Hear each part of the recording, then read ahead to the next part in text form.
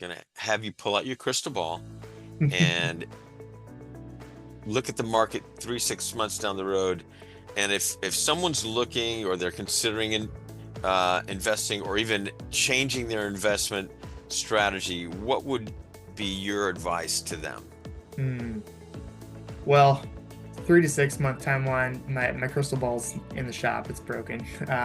So definitely don't try to make short-term predictions on where the market's headed. But Boy, if you could do that. whew, yeah, I'd be sitting on a beach somewhere. um, I doubt that. yeah, maybe You, not. yeah, Maybe maybe sitting on a beach with my kids and my yeah. wife.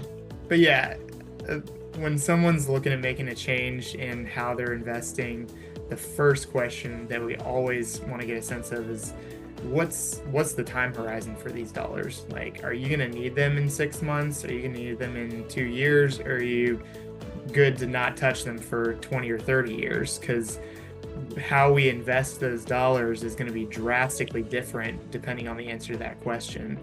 Mm, Within the short run, yeah, if you're going to need money in 6 months, you don't want to put it in the stock market. I mean, in the short run, who knows where the market's going to go in the next 6 months? I mean, mm, we've seen plenty of examples of everything looks fine and dandy. Everyone's expecting the market to keep going up, and then something that nobody expected hits, COVID, yeah, something like that. And all of a sudden, your money that you're going to need is worth, a quarter less than what you started at. So, short-term dollars, we usually say put it in a high yield savings account, put it in a CD, whatever's going to earn you the best interest rate without taking on risk. But the opposite is true in the long run. If you stick your money in a savings account in the long run, that's one of the riskiest places you can put it because you're guaranteeing that you're not going to keep up with inflation.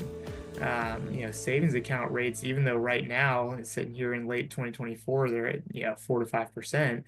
That's pretty good historically, but in the long run, yeah, the risk-free rate of interest on a savings account has lagged far behind inflation.